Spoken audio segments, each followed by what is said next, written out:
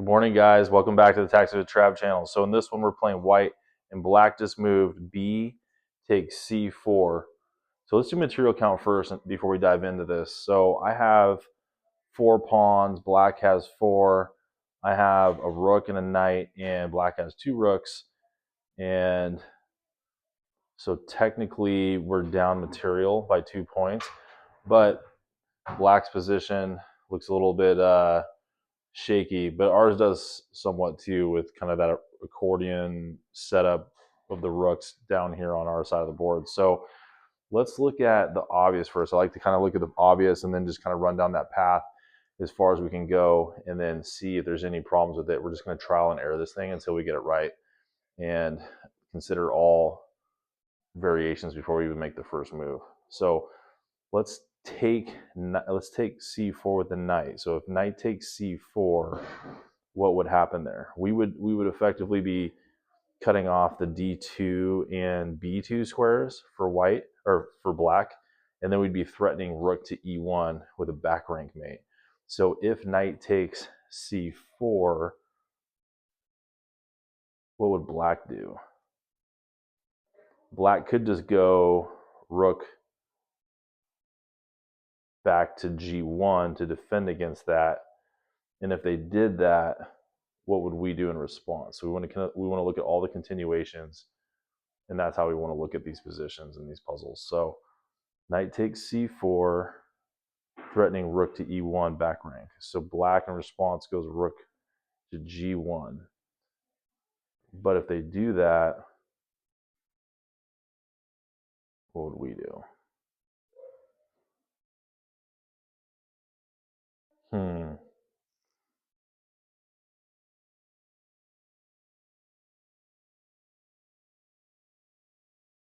Looks like it stops my threat. So knight takes c4 is dealt with by rook to g1.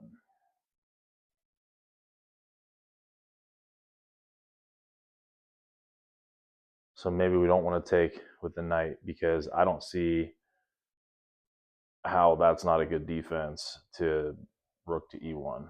It's just easily defended.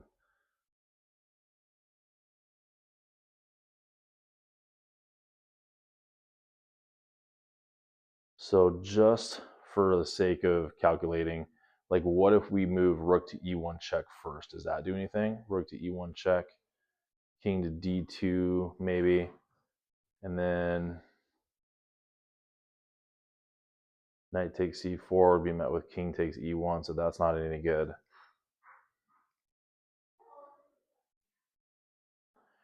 What if we take with the pawn?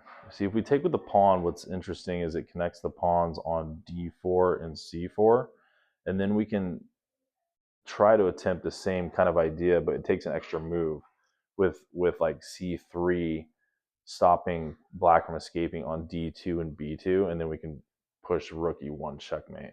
I mean, that could take too long, though. It might be a little bit long-winded, but it might be more surefire and a more bulletproof way to go.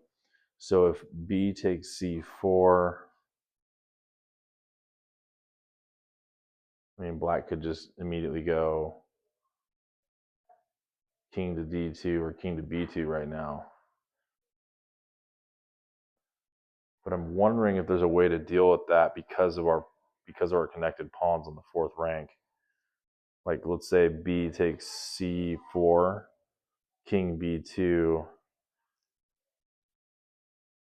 and then maybe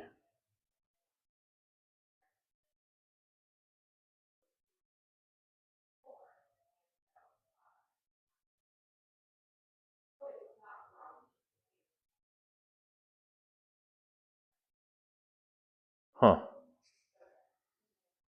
don't think that's fast enough, guys. I don't think it's fast enough, and I don't think it's solid enough either. So I don't know if b takes c4 is the answer, which leads me right back again to knight takes c4. Is there another continuation on this that I just overlooked? So knight takes c4.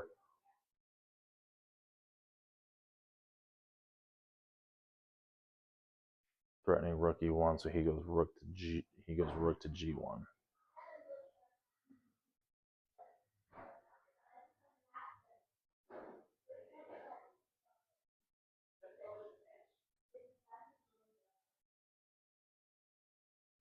And then what if we go rook to e2? Taking the second rank, and then threatening knight to e3 to follow. So then we're attacking the c2 pawn. Would that be a good attack? Would that do what we're looking to? Would that accomplish what we're looking to do?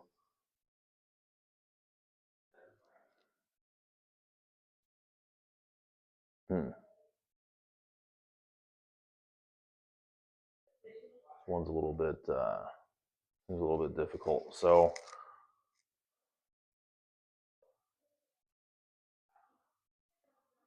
we do go up a pawn, taking with a knight, but I'm not sure if that's what we're looking to do here. I mean, knight takes c4 does force rook to g1. I mean, technically he could go c3, but why wouldn't he just go rook to g1? And then what are the downfalls of rook to g1?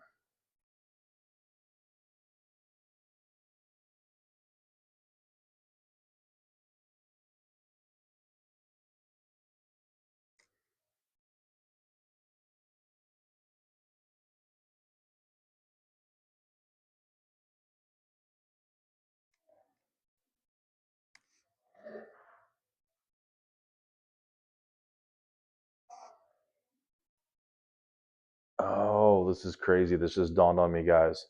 So it just kind of struck me when I was looking at this. But what if rook to e1 check?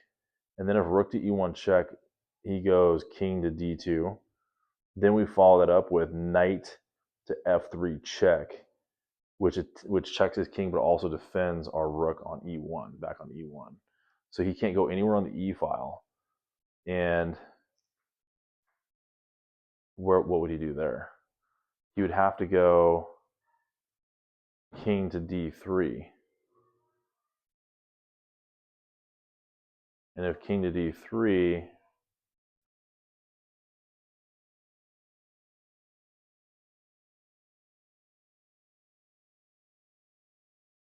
what's our follow-up?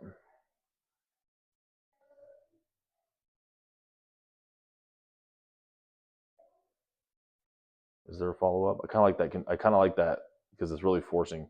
Rook to e1 check, king d2, knight to f3 check. King d3.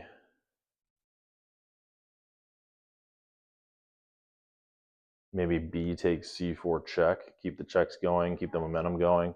And then if king takes c4, then we have rook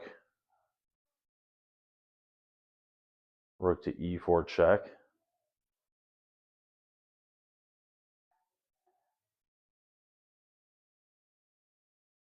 Huh.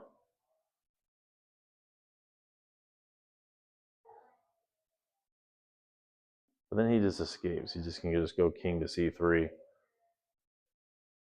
don't feel like that really does anything. So rook e1 check, king d2, knight f3 check, king d3. Oh, maybe it just turns into a mating net.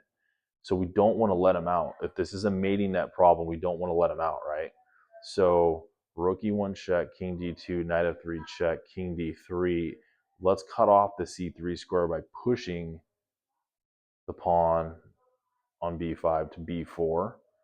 And then if he tries to create an escape square for himself with like c5 or something, then we could cut off the c4 square with king to d5.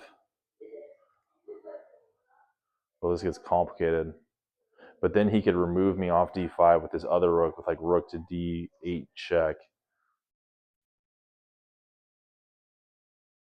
And I'd take the pawn, king takes c5. But then he could just come back again, rook to c8 check. This is wild. This is what these puzzles will do, guys. They'll just train your mind in such a way where you're like seeing things that may not even really happen, but it really does shape your mind in an interesting way because you can see continuations and calculations that are just so deep that like that might be the reason you checkmate somebody in a game with like a 6-move or 7-move checkmate that's all forced.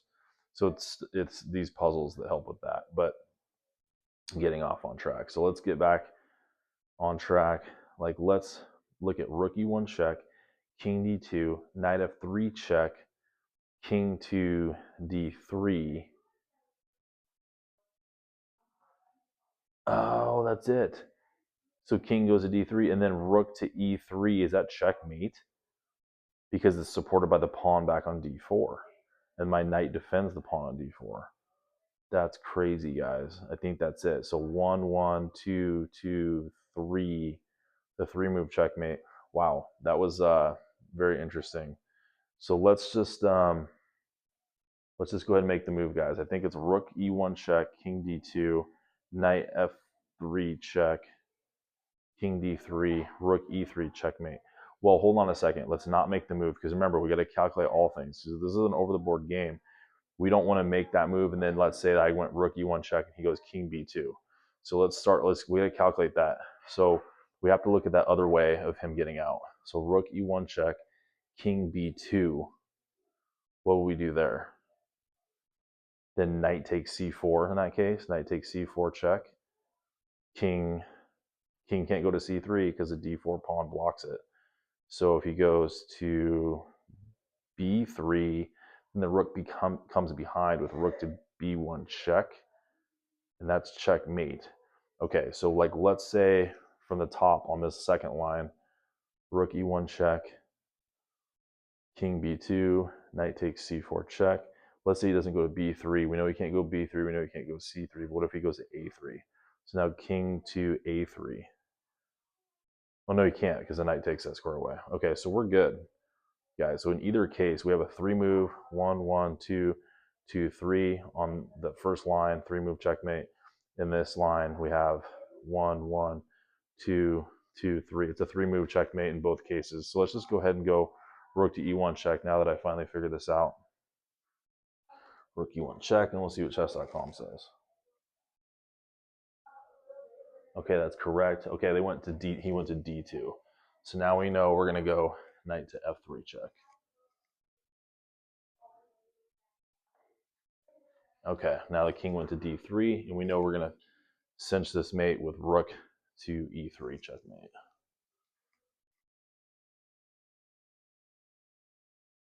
That's a cool mate, guys. So that's a 2086 rated problem with a 52.9% pass rate. On to the next.